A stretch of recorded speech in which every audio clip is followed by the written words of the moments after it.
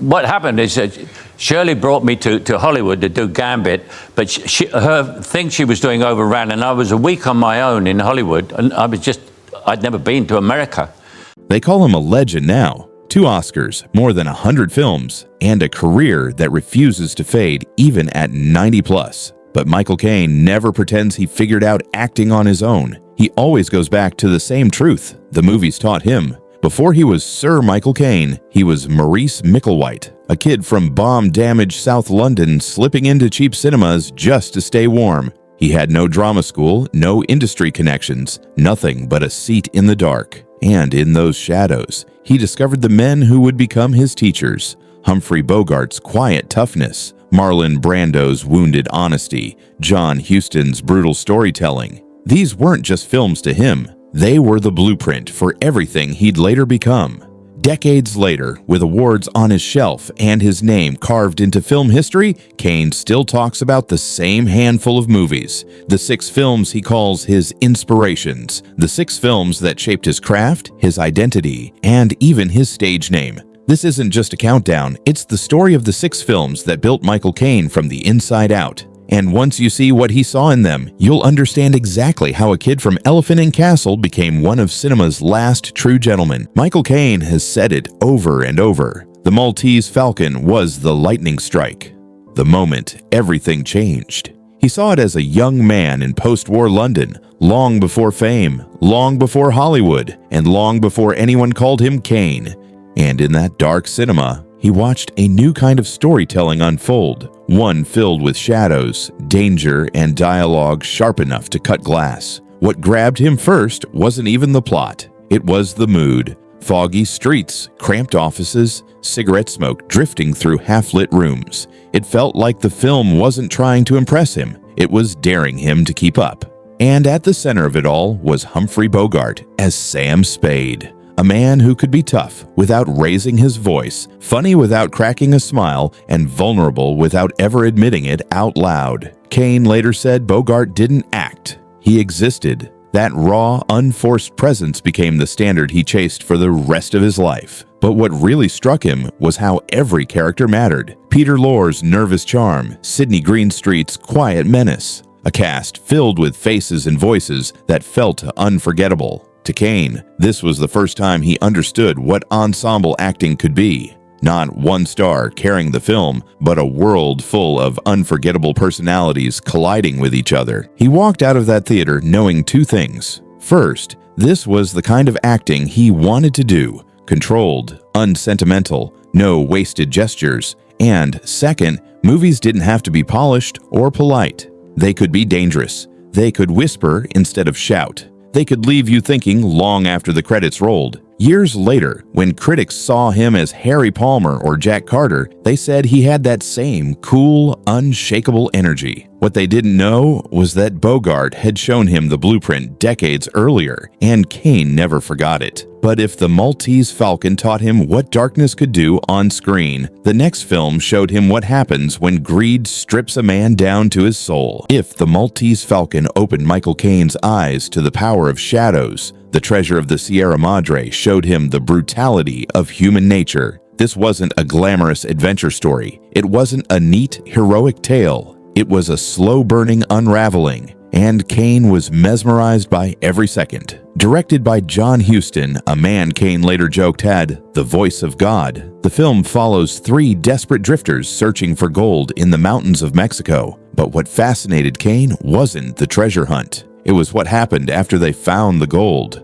Bit by bit, greed begins to rot the mind of Fred C. Dobbs, played by Humphrey Bogart in one of the rawest performances of his career. Caine loved how the film refused to pretend Dobbs suddenly became evil. Instead, it revealed what was already inside him: fear, insecurity, hunger, pride. That slow slide into paranoia, played with frightening control by Bogart, struck Caine as one of the truest portrayals of greed ever filmed. No shouting, no forced theatrics, just madness creeping in like a shadow. He also admired the realism.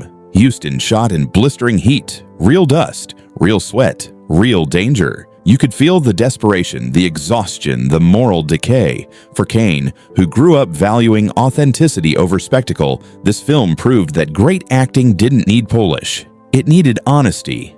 And the lesson stuck. In roles like Jack Carter, Harry Palmer, and the conflicted journalist in The Quiet American, Caine carried that same approach. Characters defined not just by what they do, but by what pressure reveals about who they truly are. By the end of Sierra Madre, when the gold is scattered back into the wind and Bogart's character collapses under the weight of his own choices, Caine wasn't thinking about treasure. He was thinking about truth, the kind only great films dare to show. But if Huston showed him the dark side of human greed, the next film on Caine's list showed him something entirely different. The beauty of restraint, sacrifice, and a love story so perfect, he still calls it my favorite film of all time. When Michael Caine is asked for his favorite film of all time, he doesn't pause, guess, or hedge. He says it immediately, Casablanca. To him, it isn't just a classic. It's the gold standard, a film where every line, every look, and every moment feels carved into history. Caine fell in love with Humphrey Bogart long before he became an actor himself, but it was Casablanca that sealed the bond. Bogart's performance as Rick Blaine was everything Caine admired. Cool without arrogance, emotional without losing control, heroic without ever asking to be the hero. Bogart didn't wear his heart on his sleeve. He hid it behind lowered eyes, clenched jaws, and cigarette smoke. And somehow, that made the emotion hit even harder. What amazed Caine most was the writing. The dialogue wasn't just clever, it sang. It had rhythm, weight, and soul. Lines like, "We'll always have Paris," and "Here's looking at you, kid," weren't designed to be iconic. They simply were. Caine later said he loved Casablanca because it was full of dialogue, the kind actors dream of delivering, sincere, sharp, and unforgettable. He also admired the film's moral core. Beneath the romance and wartime tension is a painful truth. Doing the right thing often means losing what you want most. Rick's final sacrifice at the fog-covered airport struck Caine deeply. It was quiet, selfless, and deeply human. Qualities he would echo throughout his own career. And, in a way, Bogart shaped Caine's identity more than any film school could. When he needed a stage name early in his career, he chose Michael Caine because he saw a cinema marquee showing The Caine Mutiny, another Bogart film. The connection was instant. Bogart wasn't just a hero, he was a guide. To Caine, Casablanca represents everything that makes cinema eternal. Love, loss, sacrifice, and dialogue that still echoes decades later. It's the film he returns to, the film that shaped his taste, and the film that stands at the center of his personal movie universe. But while Casablanca taught him the power of restraint, the next film taught him something equally important: how darkness, betrayal, and atmosphere can become characters of their own. For Michael Caine, The Third Man wasn't just a movie, it was an atmosphere you could drown in. From the first tilted camera angle to the last echo of the zither soundtrack, it felt like stepping into a world where every smile hid a secret and every shadow had teeth. Set in a ruined, divided Vienna after World War II, the film hooked Caine with its moral tension. You follow Holly Martins, a confused pulp writer searching for answers about his old friend Harry Lime, a friend who's supposedly dead, yet whose presence haunts the entire city. Caine was fascinated by how the film blurred the lines between heroes and villains, loyalty and betrayal. Nothing was simple, nothing was clean,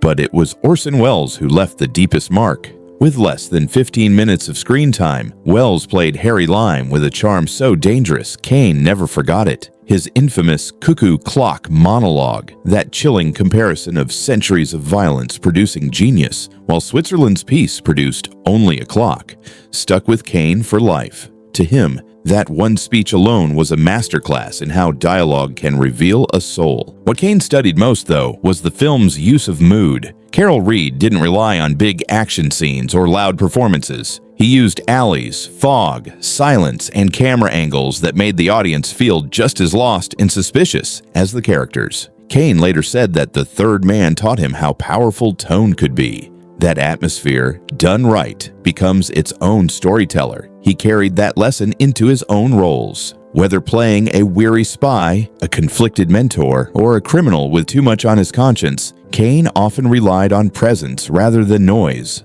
A still face, a small gesture, a quiet moment. The same tools Welles wielded so effortlessly. The Third Man taught him that sometimes the most unforgettable character in a movie is the one hiding in the shadows. And Caine, for the rest of his career, learned how to use those shadows to say more than words ever could. But if Wells showed him the power of mystery, the next film stripped away all mystery and delivered something else entirely. Raw, wounded honesty that changed acting forever. If The Maltese Falcon taught Michael Caine what cool control looked like, On the Waterfront taught him what emotional truth could do when it finally broke through. This was the film that didn't just influence actors, it reset the entire foundation of screen acting. And when Caine watched Marlon Brando for the first time, he wasn't just impressed, he was stunned. The story follows Terry Malloy, a washed-up ex-boxer tangled in the violence and corruption of the New Jersey docks. But what captivated Caine wasn't the plot, it was the way Brando lived inside it. He didn't deliver lines, he struggled through them. He didn't pose for the camera, he avoided it like a man ashamed of his own heart. Caine often said great acting isn't about expressing emotion, but hiding it until it finally slips out. And he saw that philosophy in every one of Brando's hesitant glances and broken pauses. That legendary taxi scene, I Could Have Been a Contender, became for Caine the moment modern acting was born. It didn't feel written. It felt like eavesdropping on a private confession. A tough man admitting that life disappointed him, that he disappointed himself. Caine believed that Brando showed the world masculinity could be soft, wounded, conflicted, and still powerful. He also admired how Elia Kazan shaped the film. Nothing felt glamorous. The world was dirty, cramped, and real. The characters were bruised inside and out. To Caine, it was the first time a movie felt like it had walked straight out of real life rather than a studio lot. That grounded approach left a permanent mark on him. You can see Brando's influence all over Caine's early roles. The quiet tension in The Ipcress File, the internal conflict in The Quiet American, the buried pain behind the jokes in Alfie. Critics said he represented a new wave of authenticity in British film. In truth, he was following the trail that Brando had already set on fire. For Michael Caine, On the Waterfront wasn't just a masterpiece, it was proof that the most unforgettable performances come from characters who are trying not to fall apart, even as they break right in front of you. But while Brando's raw honesty shaped Caine's dramatic instincts, the final film on his list reveals something different. His belief that cinema should also charm, tease, and sweep you off your feet. After all the grit, shadows, and moral weight of his favorite classics, Michael Caine's final pick reveals a side of him people often forget. The side that loves charm, elegance, and pure movie star magic. And no film captures that better than Charade. To Caine, Charade is a reminder that mystery doesn't have to be bleak. It can be stylish. It can be witty. It can flirt with you while keeping you guessing. Starring Cary Grant and Audrey Hepburn at the height of their effortless charisma, the film dances between romance, suspense, and comedy with a kind of confidence that modern thrillers rarely attempt. What Caine adored most was the chemistry, not the forced kind you see in so many films today, the natural, electric kind that happens when two legends share the screen. He often pointed to a small exchange between Grant and Hepburn as one of the wonderful moments in film history. Hepburn teases him with, "You know what's wrong with you, don't you?" And when Grant asks, "What?" she smiles and answers, "Nothing." To Caine, that tiny piece of dialogue captured everything Hollywood once did so well, charm without effort. Caine admired Cary Grant deeply. He saw him as the master of control, funny, romantic, and sharp without ever seeming to try. That effortless presence was something Caine spent his whole career studying.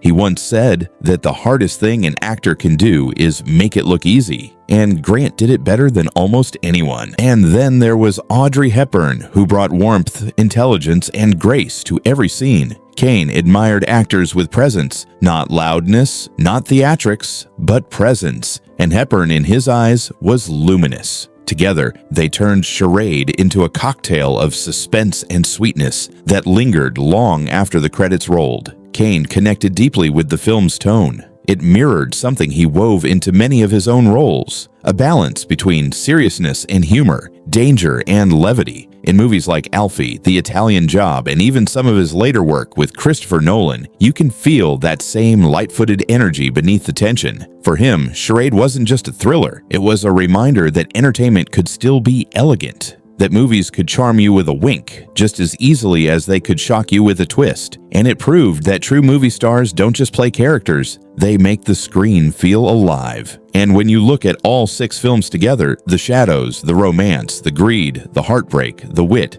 you can see the blueprint for Michael Caine himself. A man shaped not by fame or training, but by the movies that raised him. When you look at Michael Caine's career, the unforgettable roles, the decades of consistency, the quiet dignity he brought to every frame, it's easy to assume he was shaped by fame, by Hollywood, by success. But the truth is simpler. He was shaped by movies, by sitting in dark London cinemas as a young man and letting other people's stories become his teachers. Each film on his list left a different mark on him. The Maltese Falcon taught him how powerfully a man could command a scene with stillness instead of noise.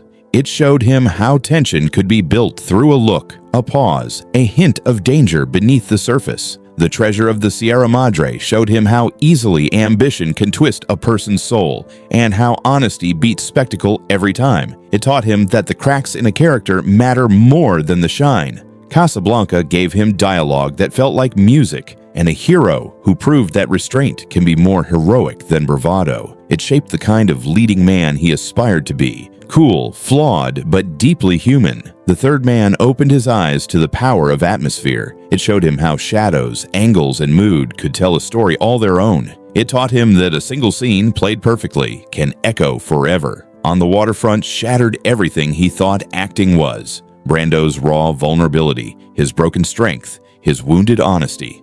It became the acting standard Caine chased for the rest of his life. And Charade reminded him that cinema should also charm. That mystery can smile at you, that romance can be clever, and that some performances feel effortless because they're built on mastery, not luck. Put together, these 6 films weren't just his favorites. They were his education, his foundation, his artistic DNA. They shaped how he spoke on screen, how he moved, how he listened, and how he chose the roles that would define him. So as we close this deep dive into the movies that molded Michael Caine, ask yourself this: which of these films speaks to you? Do you find yourself drawn to Bogart's cool resilience, Brando's raw emotion, or the haunting shadows of The Third Man? And more importantly, which film taught you something you never forgot? Let me know in the comments, and if you want more stories that pull back the curtain on Hollywood's greatest icons, make sure to subscribe. There's always more to learn, no matter how many decades you've spent in the spotlight.